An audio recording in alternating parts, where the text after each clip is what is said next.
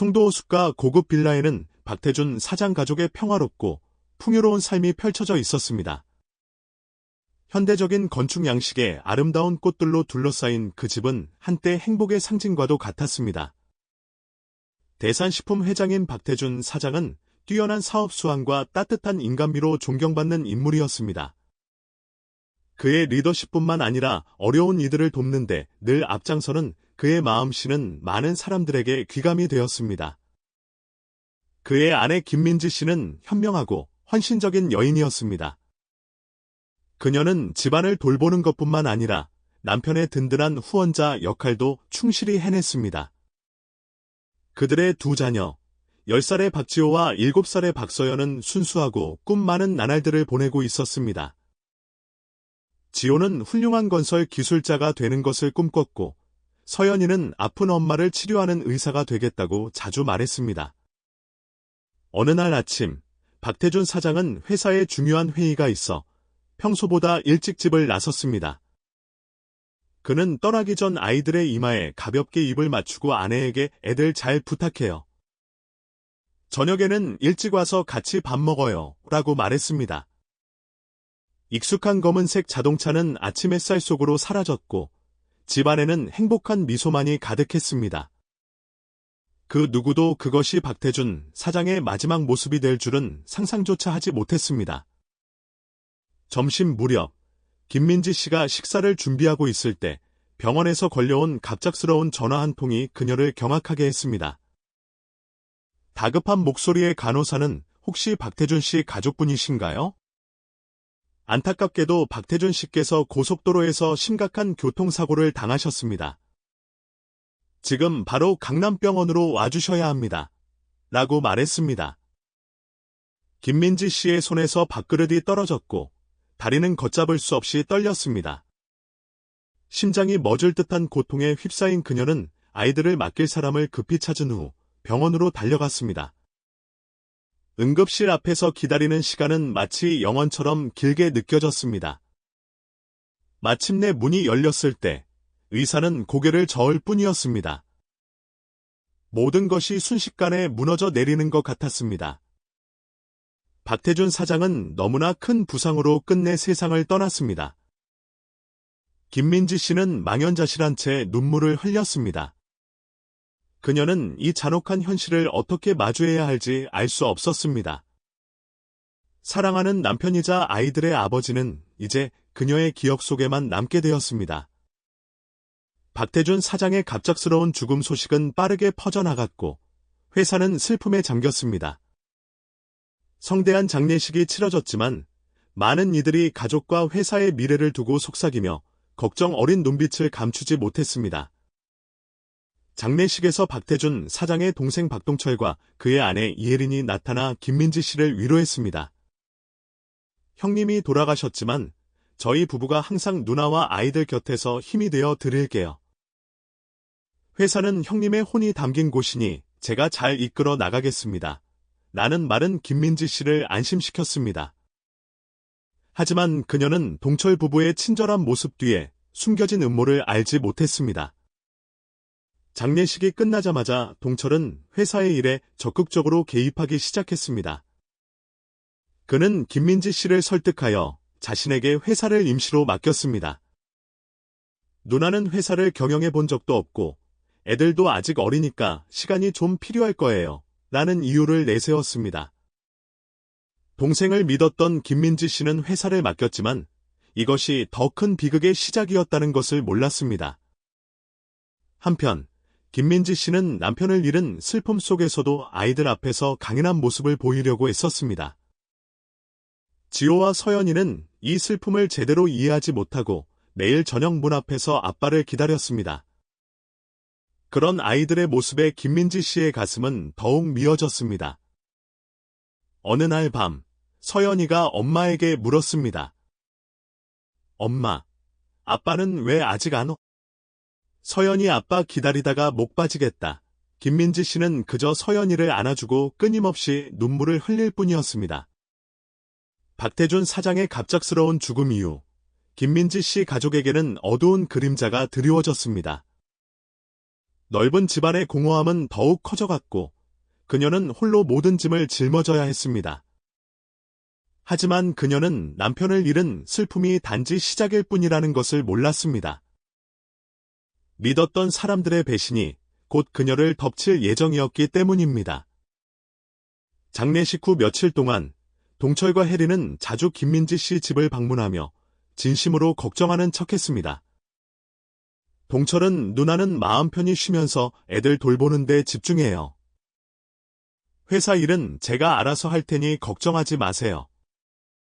형님께서 생전에 저에게 많은 일을 맡기셨으니 제가 더 잘 알잖아요. 라고 위로했습니다. 동생의 호의를 믿은 김민지 씨는 동철에게 회사 운영을 맡기기로 했습니다. 그녀는 이 결정이 자신의 모든 재산을 빼앗으려는 음모의 시작일 줄은 꿈에도 몰랐습니다. 단 몇 주 만에 회사 상황은 급변했습니다. 동철은 박태준 사장에게 충성했던 많은 직원들을 해고하고 자신의 측근으로 자리를 채웠습니다. 박태준 사장의 이름은 모든 서류와 회사 목록에서 점차 사라져갔습니다. 심지어 동철은 서류를 위조하여 자신이 회사의 합법적인 소유주인 것처럼 만들었습니다. 얼마 지나지 않아 김민지 씨는 회사에서 아무런 권리가 없다는 통보를 받았습니다. 법적인 서류상 모든 주식이 동철의 이름으로 이전되었기 때문입니다. 김민지 씨가 따지자 동철은 태연하게 말했습니다. 누나, 형님이 돌아가시기 전에 모든 회사를 저에게 물려주라는 유언을 남기셨어요. 누나가 충격받을까 봐 말하지 않았지만 이 모든 건 다 가족 재산을 지키기 위해서예요. 차가운 말은 비수처럼 김민지 씨의 심장에 꽂혔습니다. 그녀는 왜 동생이 자기 가족에게 이럴 수 있는지 이해할 수 없었습니다. 회사를 빼앗은 것도 모자라 동철 부부는 마지막 보루인 집까지 빼앗으려 했습니다. 그들은 가족 간의 법적 권한을 이용하여 법원을 속여 김민지 씨가 남편이 회사 확장을 위해 빌린 대출금을 갚을 능력이 없다는 주장을 펼쳤습니다. 어느 날, 김민지 씨는 15일 안에 집을 비우라는 통보를 받았습니다. 심지어 가족의 변호사마저 동철에게 매수당해 그녀는 누구에게도 도움을 청할 수 없었습니다. 그날, 동철은 몇 명의 낯선 사람들과 함께 강제 집행 영장을 들고 집으로 찾아왔습니다. 그는 뻔뻔스럽게 김민지 씨에게 말했습니다. 누나, 어쩔 수 없어요. 법원의 결정이니 저도 어쩔 도리가 없네요. 애들과 함께 제가 미리 마련해둔 외곽의 작은 집에서 잠깐만 지내세요. 형편이 좀 나아지면 제가 도와드릴게요. 옆에 있던 혜리는 불쌍한 척했지만 눈에서는 만족스러움이 가득했습니다. 김민지 씨는 망연자실한 채 두 아이를 끌어안고 집이 강탈당하는 모습을 바라볼 수밖에 없었습니다. 새 모자는 외곽의 낡은 집으로 이사했습니다. 좁고 허름하고 냉랭한 그곳에는 제대로 된 침대조차 없었습니다. 풍족한 삶에 익숙했던 지호와 서연이는 결핍된 환경에 적응해야 했습니다. 배불리 먹을 수도 없었고 옷은 낡고 해졌으며 무엇보다 아이들은 학교에 다닐 수 없게 되었습니다. 김민지 씨는 고귀한 여인에서 하루아침의 생계를 위해 막노동을 해야 하는 처지가 되었습니다. 그녀는 작은 시장에서 품삯을 받고 일을 했습니다. 이른 아침부터 늦은 밤까지 무거운 짐을 날랐고 손은 거칠어졌고 다리는 쑤셔왔습니다. 하지만 그녀는 아이들 앞에서 늘 미소를 지으려고 애썼습니다. 괜찮아. 엄마에겐 너희 둘이 있으니까 그걸로 충분해. 지호는 막노동을 하며 돈을 벌었고 서연이는 겨우 7살의 나이에 길거리에서 복권을 팔았습니다. 아이들은 혹독한 환경 속에서 빠르게 성장해야 했습니다. 그와 동시에 동철 부부는 사치스러운 삶을 누렸습니다. 그들은 매일 파티를 열고 명품 쇼핑을 즐기며 여행을 다녔습니다. 회사는 이제 형님이 이루어 놓은 가치를 지키는 대신 돈을 벌기 위한 도구로 전락했습니다. 그러나 끝없는 탐욕과 부족한 경영 능력은 결국 문제를 야기했습니다. 주요 협력업체들은 하나둘씩 떠나갔고 직원들은 불만을 품고 회사를 떠났습니다. 부채는 눈덩이처럼 불어났고 회사는 파산 위기에 직면했습니다. 그러나 동철은 자신의 행동이 가족 전체를 몰락시키고 있다는 사실을 깨닫지 못했습니다. 외곽의 낡은 집은 비록 초라했지만 김민지 씨 새 모자에게는 새로운 시작을 알리는 고지였습니다. 암울한 날들 속에서 김민지 씨는 슬픔에 잠겨 있을 수만은 없다고 결심했습니다. 그녀는 아이들의 미래를 위해 다시 일어서서 모든 것을 처음부터 다시 시작해야 한다고 생각했습니다. 어느 아침, 김민지 씨는 아이들과 마주 앉아 그들의 손을 잡고 말했습니다. 엄마가 가족을 지켜주지 못해서 미안해. 하지만 엄마는 너희들과 함께 다시 시작할 거야. 우리가 함께 노력하고 정직하게 살아간다면 모든 게 다시 잘 될 수 있을 거야. 지호와 서연이의 눈이 빛났습니다. 그들은 비록 어렸지만 엄마의 아픔을 이해했습니다. 그날부터 세모자는 모든 의지와 희망을 담아 새로운 삶을 시작했습니다. 가족을 부양하기 위해 김민지 씨는 할 수 있는 모든 일을 했습니다. 이른 아침부터 시장에 나가 야채를 나르고 청소하고 물건을 팔았습니다. 점심시간에는 틈틈이 대나무 바구니를 만들어 돈을 더 벌었습니다. 그녀의 손은 거칠어지고 허리는 쑤셔왔지만 단 한 번도 힘든 내색을 하지 않았습니다. 지호는 10살의 나이에 인근 공사장에서 막노동을 했습니다. 작고 마른 몸이었지만 그는 매우 성실했습니다. 지호가 번 돈은 비록 얼마 되지 않았지만 늘 모든 돈을 엄마에게 가져다 주었습니다. 지호는 종종 이렇게 말했습니다. 엄마, 저 이제 다 컸어요. 제가 엄마 도와서 서연이 잘 키울게요. 서연이는 7살 어린 나이에도 온종일 길거리에서 복권을 팔았습니다. 햇볕이 따갑게 내리쬐거나 비가 억수같이 쏟아지는 날에도 그녀는 포기하지 않았습니다. 엄마와 오빠가 얼마나 힘들게 일하는지 알기 때문입니다.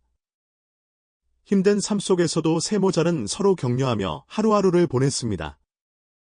저녁에는 낡은 집으로 돌아와 소박한 식사를 함께하며 하루 동안 있었던 일들을 이야기했습니다. 서연이의 맑은 웃음소리는 모든 피로를 씻어주는 것 같았습니다. 어느 날 시장에서 야채를 정리하던 김민지 씨는 사람들이 깨끗하고 화학물질이 없는 친환경 농산물을 선호한다는 사실을 알게 되었습니다. 그러나 믿을 만한 농산물을 구하기는 쉽지 않았습니다. 그녀는 번뜩이는 아이디어가 떠올랐습니다. 내가 직접 친환경 농산물을 팔면 어떨까? 사람들을 도울 수 있을 뿐 아니라 나 스스로도 다시 시작할 기회가 될 수 있을 거야. 김민지 씨는 세모자가 어렵게 모은 돈 전부를 투자하여 지역 농가에서 야채, 과일, 곡물을 구매했습니다. 그녀는 직접 농가를 방문하여 품질을 확인했고 모든 것이 신선하고 화학물질을 사용하지 않았는지 꼼꼼히 따졌습니다. 그런 다음 집 앞 작은 공간에서 직접 농산물을 판매하기 시작했습니다. 처음에는 동네 사람들이 손님의 전부였지만 정직함과 좋은 품질 덕분에 점점 더 많은 사람들이 찾아왔습니다. 좋은 소문은 빠르게 퍼져나갔고 김민지 씨의 친환경 농산물 가게는 유명해졌습니다. 지호와 서연이도 엄마를 도와 야채를 분류하고 고객에게 배달하고 돈을 관리하는 법을 배웠습니다. 초기 성과에도 불구하고 사업은 결코 쉽지 않았습니다. 한 번은 고객이 품질에 불만을 제기했고 김민지 씨는 크게 걱정했습니다. 그녀는 즉시 고객에게 찾아가 사과하고 물건을 교환해 주었습니다. 그 모습을 본 지호는 의아해하며 물었습니다. 엄마, 우리 잘못도 아닌데 왜 엄마가 사과해?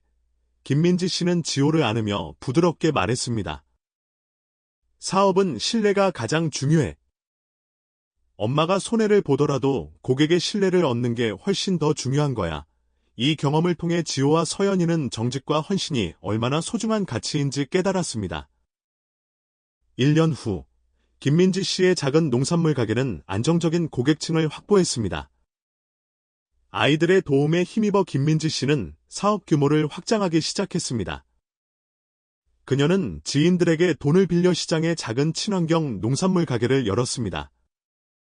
현재 12살인 지호는 엄마의 오른팔이 되어 고객을 대하고 장부를 관리하고 새로운 공급업체를 찾는 일을 도왔습니다. 서연이도 자라서 엄마를 도와 물건을 팔고 가게를 깨끗하게 정리했습니다. 새 모자는 쉬지 않고 일했고 마침내 사업에서 수익이 발생하기 시작했습니다. 김민지 씨는 모든 빚을 청산했을 뿐만 아니라 아이들을 다시 학교에 보낼 수 있을 만큼 돈을 모을 수 있었습니다. 학교에 다시 가게 된 지호와 서연이는 기뻐하며 엄마에게 감사했습니다. 2년 후, 김민지 씨는 친환경 농산물을 전문으로 공급하는 작은 회사를 설립하기로 했습니다. 그녀는 회사 이름을 심수로 지었는데 이는 모든 성공은 진실함과 굳은 의지에서 비롯된다는 것을 상기시켜주기 위한 것이었습니다. 그녀의 회사는 품질과 세모자의 감동적인 스토리가 입소문을 타면서 빠르게 주목받았습니다. 많은 대형 고객들이 협력했고 심수는 믿을 수 있는 브랜드로 자리매김했습니다. 회사는 꾸준히 성장했습니다.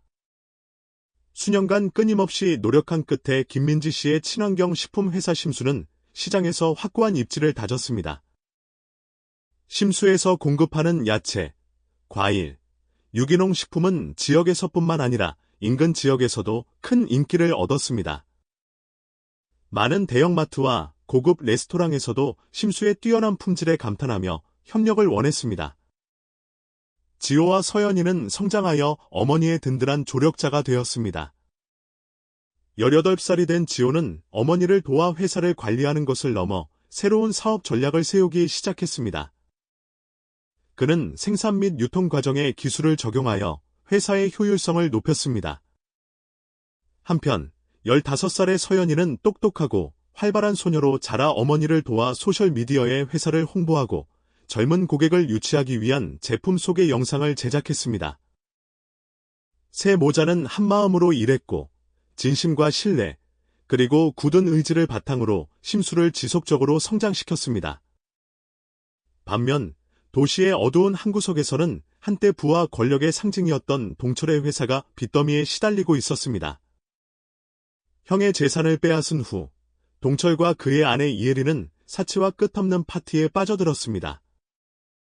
회사는 동철의 무능한 경영과 잘못된 판단으로 인해 점차 위기에 빠졌습니다. 박태준 사장의 오랜 협력 업체들은 동철을 믿지 못하고 떠나갔고 내부에서는 유능한 직원들이 잇따라 회사를 떠나 회사는 혼란에 빠졌습니다.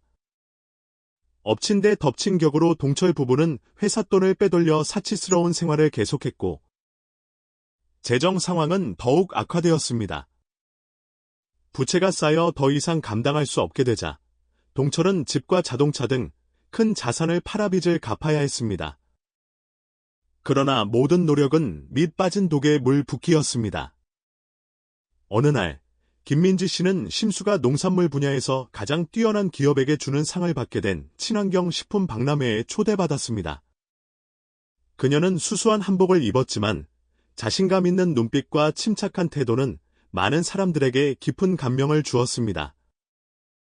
지호와 서연이도 어머니와 함께 참석했는데 아이들은 이제 훌쩍 자라 믿음직스러웠고 얼굴에는 늘 환한 미소가 가득했습니다. 박람회에서 김민지 씨는 놀랍게도 동철과 혜린을 다시 만났습니다. 그러나 이번에는 그들이 과거처럼 거만하고 화려한 모습이 아니었습니다. 동철은 수척하고 초췌해 보였고 혜린은 김민지 씨의 시선을 피하며 부끄러워했습니다. 두 사람은 행사 후 김민지 씨에게 다가왔습니다. 동철은 떨리는 목소리로 민지 씨, 오랜만입니다. 혹시 잠시 이야기 나눌 시간이 있으신가요? 라고 물었습니다. 과거의 상처에도 불구하고 김민지 씨는 차분하게 그들과의 만남에 동의했습니다. 그들의 이야기를 듣기 위해서가 아니라 그들이 어떻게 변했는지 확인하고 싶었기 때문입니다. 작은 카페에서 동철은 그동안 있었던 모든 일을 털어놓았습니다. 그는 탐욕과 이기심이 자신을 눈멀게 하여 형의 모든 것을 빼앗았다고 인정했습니다. 하지만 이제 그가 빼앗은 모든 것들이 되돌아와 그를 배신했습니다. 회사는 엄청난 손실을 보았고 더 이상 일어설 수 없었습니다. 큰 집, 재산, 그가 자랑스러워했던 모든 것들이 빚을 갚기 위해 팔려나갔습니다. 동철은 울먹이며 말했습니다. 제가 잘못했습니다. 민지 씨, 저는 재산뿐만 아니라 주변 사람들의 신뢰까지 잃었습니다. 누나, 제가 누나에게 용서를 구할 자격도 없다는 것을 잘 알지만 부디 저희를 용서해 주세요. 과거 거만했던 혜린도 고개를 숙이고 눈물을 흘렸습니다. 민지 씨, 정말 후회합니다. 저희는 모든 것을 잃었습니다. 지금은 그저 과거에 잘못된 선택을 하지 않았더라면 얼마나 좋을까 하고 후회할 뿐입니다. 김민지 씨는 착잡한 마음으로 그들을 바라보았습니다. 지난 몇 년 동안 그녀는 그들의 이기심으로 인해 너무나 많은 고통과 상실을 겪었습니다.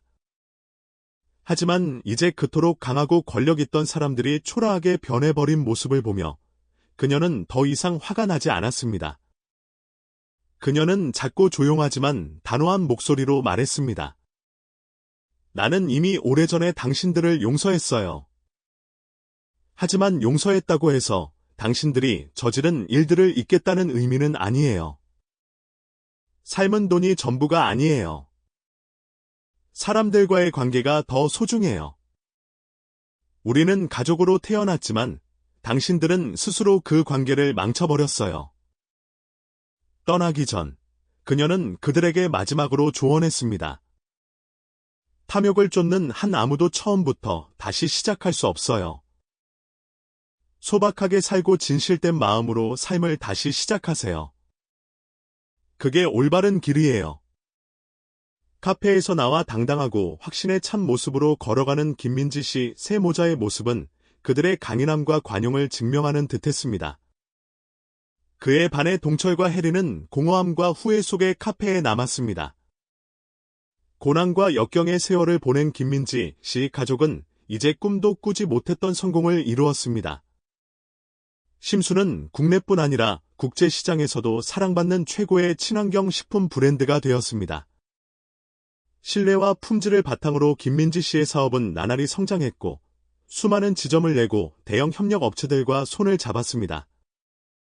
널찍하고 따뜻한 새 집에서 새 모자는 행복하게 살고 있었습니다.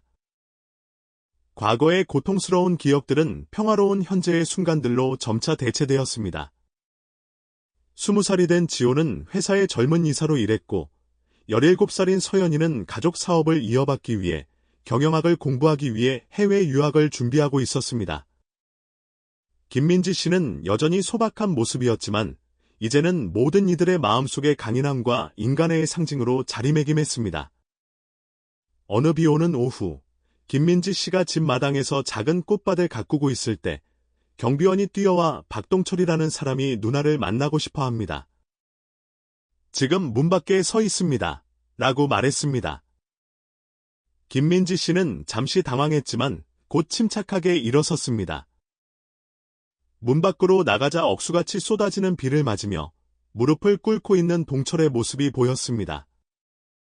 그의 낡고 허름한 옷은 과거의 부와 권력과는 극명한 대조를 이루었습니다.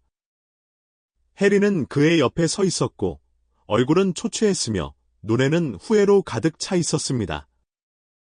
동철은 김민지 씨를 보자 울먹이며 말했습니다. 민지 씨, 저는 모든 것을 잃었습니다. 저희는 더 이상 집도 없고 도움을 받을 곳도 없습니다. 돈이나 물질적인 것을 바라는 것이 아닙니다. 그저 제 잘못을 뉘우칠 기회를 부탁하고 싶습니다. 누나, 부디 저희를 용서해 주세요.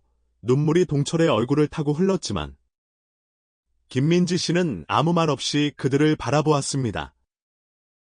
비는 세 사람 모두를 흠뻑 적셨고 그녀의 마음속에 남아있던 원망을 씻어내는 듯했습니다. 잠시 침묵이 흐른 후 김민지 씨는 나지막이 말했습니다. 동철 씨, 혜린 씨, 나는 이미 오래전에 당신들을 용서했어요. 용서한다고 해서 당신들이 한 일을 잊겠다는 뜻은 아니에요. 다만 나는 그 고통이 계속해서 나를 괴롭히는 것을 원하지 않아요. 하지만 용서는 이 경험에서 얻은 교훈을 잊어도 된다는 것을 의미하지는 않아요. 그녀는 자신을 뒤따라온 지호와 서연이를 바라보며 말했습니다. 얘들아, 우리는 과거로 돌아갈 수는 없지만 미래를 어떻게 대할지는 결정할 수 있어. 나는 너희들이 관용을 배우기를 바라지만 동시에 모든 잘못에는 그에 합당한 대가가 있다는 것을 기억해야 해. 지호와 서연이는 자신들의 가족에게 불의를 저질렀던 삼촌 내외에게 분노했지만 초라해진 그들의 모습을 보며 마음이 흔들렸습니다. 지호는 말했습니다. 엄마, 저는 엄마의 결정을 믿어요. 삼촌과 숙모가 진심으로 뉘우친다면 저희는 그들에게 기회를 줄 수 있어요. 김민지 씨는 동철 부부를 심수에 고용하기로 결정했습니다. 관리자가 아닌 일반 직원으로 시작하여 가장 기본적인 일부터 시작하도록 했습니다. 동철은 창고 담당으로 배정되어 물건을 확인하고 정리하는 일을 맡았고, 혜리는 포장 업무를 담당했습니다. 이것은 김민지 씨가 그들에게 가장 작은 일부터 감사하게 여기는 법을 배우게 하고자 하는 방법이었습니다. 처음에는 동철과 혜리는 과거에 경시했던 노동을 하면서 창피함을 느꼈습니다. 그러나 점차 그들은 그것이 자신의 잘못을 뉘우치고 겸손을 배우는 기회라는 것을 깨달았습니다. 힘들었던 일과 소박한 사람들과의 만남은 그들이 선량함과 진심의 가치를 깨닫게 해주었습니다. 2년 후, 동철과 혜리는 완전히 변했습니다. 더 이상 탐욕스럽고 이기적인 사람이 아니었고, 다른 사람을 위해 살아가는 사람이 되었습니다. 과거처럼 부유하지는 않았지만, 마음의 평화를 찾았기 때문에 행복했습니다. 회의에서 동철은 직원들 앞에서 연설을 했습니다. 저는 한때 탐욕스럽고 이기적인 사람이었습니다. 탐욕 때문에 저는 사랑하는 가족과 소중한 모든 것을 잃었습니다. 하지만 저에게 상처를 주었던 친척이 다시 시작할 기회를 주었습니다. 저는 저희의 이야기가 모든 사람들에게 교훈이 되길 바랍니다.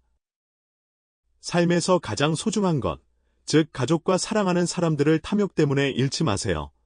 회의에 참석한 모든 사람들은 그가 안타까워서가 아니라 그의 진솔한 변화에 감동하여 박수를 보냈습니다. 이야기는 김민지 씨 세모자가 집 뒤뜰 작은 정원에 함께 앉아 석양을 바라보는 모습으로 끝납니다.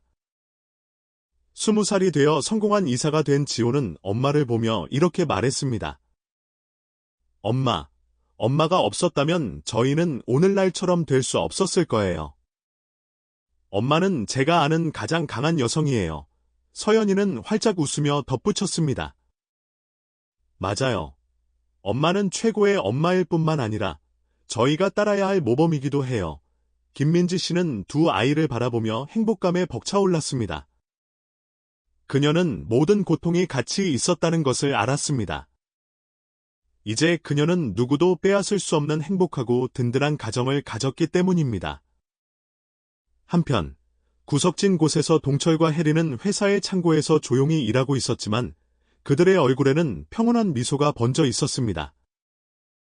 그들은 인생이 자신들에게 잘못을 바로잡을 기회를 주었으며 그 기회를 결코 헛되이 보내지 않으리라는 것을 알았습니다.